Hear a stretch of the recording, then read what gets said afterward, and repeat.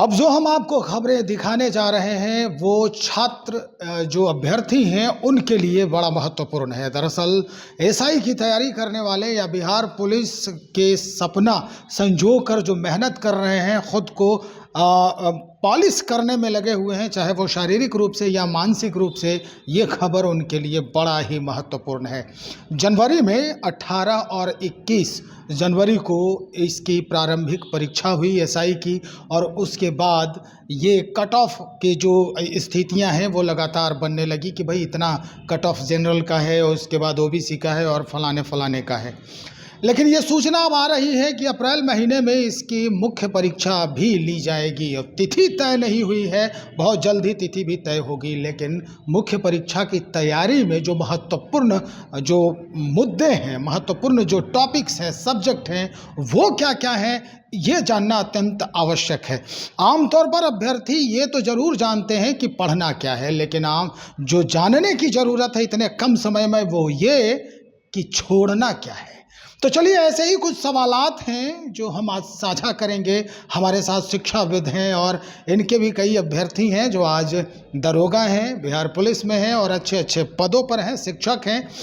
आशुतोष पाठक जी हैं हमारे साथ, प्रज्ञान कोचिंग करके जीएस सेंटर के नाम से कोचिंग चलाते हैं, और आशुतोष पाठक जी से आज हम रूबरू कर रहे हैं खास करके आपके लिए। और कुछ सवालात हैं वो आप ही के द्वारा बताए गए हैं, जो पूछे जा रहे हैं लगातार, वो हम इनसे साझा करने जा रहे हैं। ज़रा गौर कीजिएगा। बहुत स्वागत आपका। बहुत बहुत धन्यवाद। आप विद्यार्थियों की मुद्दा उठाए और इसका हम आपको तहे दिल से धन्यवाद दे रहे हैं। सर, सबसे जो महत्वपूर्ण बात ये है कि जो प्रारंभिक परीक्षा दे दिए हैं अभ्यर्थी, उनके लिए आपका जो पहला सजेशन है वो क्या है? पढ़ाई नहीं रुकनी चाहिए। माइकल फेलिप्स को आप लोगों ने सुना होगा, 36 सालों का रिकॉर्ड उन्होंने यूं ही नहीं तोड़ा।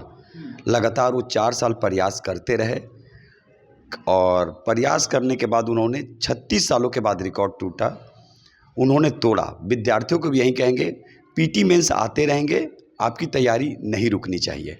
लेकिन समय कम है। अब मुख्य परीक्षा की भी नोटिफिकेशन जो है वो आने वाला है अप्रैल महीने में। ये सूचनाएं मिल रही है कि इसकी मुख्य परीक्षा होगी। तो भाई जीएस के साथ साथ बड़ा महत्वपूर्ण हो जाता है हिंदी, जो कहा जाता है कि अगर इसमें पास नहीं होते हैं तो आपके जो मार्क्स हैं वो जोड़े नहीं जाएंगे या आप सफल नहीं हो पाएंगे। अमूमन जो अभ्यर्थी हैं वो हिंदी को इग्नोर करके चलते हैं कि हिंदी तो हमारी अपनी मातृभाषा है, हम समझ लेंगे इसको। ये क्या है? नहीं, प्रज्ञान जीएस सेंटर में हम लोग पीटी से लेकर मेंस तक हिंदी का भी सेट प्रैक्टिस करवाते हैं और हिंदी भी हम खुद पढ़ाते हैं बच्चों को। ये नहीं कि, क्योंकि आपने जो क्वेश्चन किया कि मेंस में समय कम मिलते हैं, समय कम नहीं मिलते हैं ना, क्योंकि फॉर्म आएंगे, एग्जामिनेशन होगा, सिलेक्शन भी होगा, लेकिन उसी का होगा जो लगातार तैयारी करते रहते हैं, कंटिन्यूटी जो इनकी बनी रहती है। अभी हमने आपको बोला ना कि माइकल फेलिप्स, सचिन तेंदुलकर, इसी तरह लोग ऊंचाई तक नहीं पहुंचे होंगे। बच्चे करते क्या हैं, वो आते हैं और सोचते हैं कि हम क्षणिक में तुरंत करके निकल जाएं। प्रज्ञान जीएस सेंटर एक 6 पेज का सिलेबस तैयार रखा है। इसमें हिंदी से लेकर जीएस पोर्शन सभी तरीके से इसमें बजाबते टॉपिक वाइज इसमें किया गया है। दूसरा चीज़ है कि जो हम लोग सेट प्रैक्टिस करवाते हैं उसमें हम लोग हिंदी और मैथ्स दोनों रखते हैं, साथ ही साथ उसमें इंग्लिश का भी कुछ टॉपिक हम लोग डालते हैं ताकि बच्चा कोई भी एग्ज़ाम दे। होता क्या, आप बोल रहे हैं दरोगा, बच्चों में आज की कमी क्या हो गई है, फॉर्म वो सब भरते हैं, लेकिन जिस चीज़ का फॉर्म निकलता है वो सोचते हैं कि हम उसी में दौड़ लगाएं।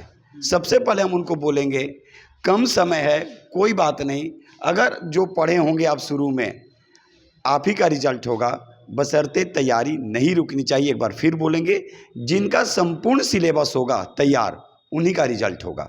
हमारा ये दूसरा जो ये था कि सवाल ये था कि भाई पढ़ना तो सबको है, सब लोग जानते हैं कि हमें ये पूरा सिलेबस पढ़ना है, लेकिन एक मार्गदर्शक के रूप में, एक कहे शिक्षाविद के रूप में, एक मेंटर के रूप में आप कैसे बच्चों को मोटिवेट करेंगे कि बस इतना ही पढ़ना है और ये सब छोड़ देना है? ये तो खुद से बेईमानी होगी कि इतना ही पढ़ना है, लेकिन हाँ इतना ज़रूर कहेंगे, आप पेपर ज़रूर प्रतिदिन पढ़िए, न्यूज़ चैनल देखिए, संसद टीवी देखिए। इससे क्या होगा कि आपका करेंट अफेयर्स मजबूत होते जाएगा। कोई एक ऑथेंटिक बुक उठाइए, NCERT 6 to 12, आप उसको सरसरी निगाह से देखते हुए आगे बढ़ेंगे, आपका सिलेक्शन निश्चित होगा। मार्केट में अगर देखा जाए सर तो बहुत सारे किताब और बहुत सारे कोचिंग संस्थान खुल चुके हैं यहाँ पर, और एक से एक दावे भी लगातार किए जाते हैं लोगों के द्वारा।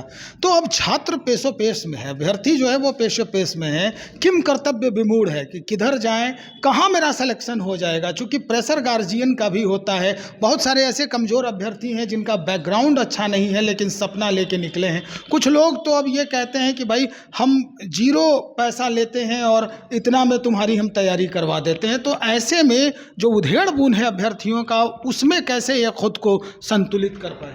नहीं, हम तो बार बार बोलते हैं, हम पैसा लेते हैं, फी लेते हैं, क्योंकि हम पढ़ाते हैं। जब तक आप 14 महीने के सिलेबस कंप्लीट नहीं करेंगे, आपकी सिलेक्शन नहीं होने जा रही है। और ये जो लोग कहते हैं कि हम कम में पढ़ा के सिलेक्शन देते हैं, उनसे पूछिए। जो लोग सोचते हैं कि हम कम में चले गए और सिलेक्शन, उनका पिछले 5-6 साल बर्बाद होते हुए हैं। हमारे यहाँ भी ऐसे बच्चे आते हैं, सर हम 6 साल से तैयारी कर रहे हैं, फिर भी हम उनको बोलते हैं आप 1 साल मुझे दीजिए, इसमें कोई ये नहीं होगी, आप 1 साल अच्छे से सिलेबस पढ़िए। हम अभी आपको बोले भी, ये 6 पेज का सिलेबस है, और पटना में हम ये नहीं जानते हैं कि कौन देता है नहीं देता है, हम देते हैं। और बच्चे को कुछ 100 टॉपिक हम उनको देते हैं, और उस 100 टॉपिक को लास्ट में 120 दिन उसी को कवर हम करवाते हैं ताकि उनका रिवीजन हो। 120 दिन में 100 टॉपिक को इस तरह से हम रिवीजन करवाते हैं ताकि वो बिना ऑप्शन 65 से 70 नंबर बना के आते हैं। ये हम नहीं बोलेंगे, आप जब रिजल्ट आएगा उस समय आप आइएगा, बच्चे खुद बोलेंगे। चलिए, और हम आखिर में बड़ा महत्वपूर्ण सवाल आपसे करने जा रहे हैं, वो ये कि जो मेंस के अभ्यर्थी हैं, जो जिनको लग रहा है कि मेरा तो होना इस बार तय है प्रारंभिक परीक्षा में दरोगा के, तो मुख्य परीक्षा के लिए आपका जो ओपिनियन है या आपके जो सलाह हैं उनके लिए वो क्या है? क्या क्या उनको कहाँ बहुत ज़्यादा ध्यान देने की आवश्यकता है? किस किस सब्जेक्ट पे कितना समय उनको देना चाहिए उस सब्जेक्ट पे? नहीं, अगर आप देखें तो हम अभी बोले कि करंट अफेयर्स को उनको करना पड़ेगा, और साइंस पे उनको फोकस करना है।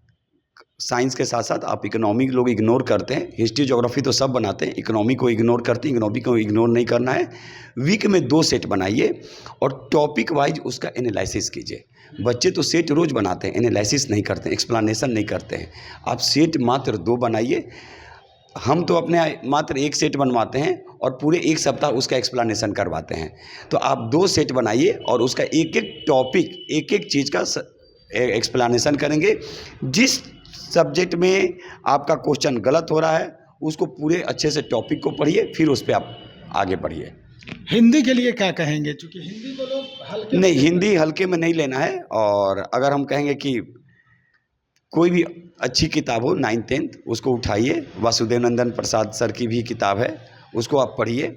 फिर और भी बहुत सारे घटना चक्र का भी आता है, उससे आप सेट प्रैक्टिस कीजिए। हिंदी इग्नोर करेंगे तो फिर आप सिलेक्शन से बाहर हो गए। चलिए, बहुत शुक्रिया। हम आगे भी जानकारी लेते रहेंगे, लगातार अब संपर्क में रहेंगे, क्योंकि अभी जो परीक्षार्थी हैं, अभ्यर्थी हैं, वो लगातार पेशो पेश में हो और उनके माथे पर एक चिंता की लकीर देखते बनती है कि भाई आखिर इतनी परेशानी क्यों, यह जद्दोजहद क्यों। परेशान इस वजह से भी हैं कि वो खुद कंफ्यूज हैं कि क्या पढ़ें क्या ना पढ़ें।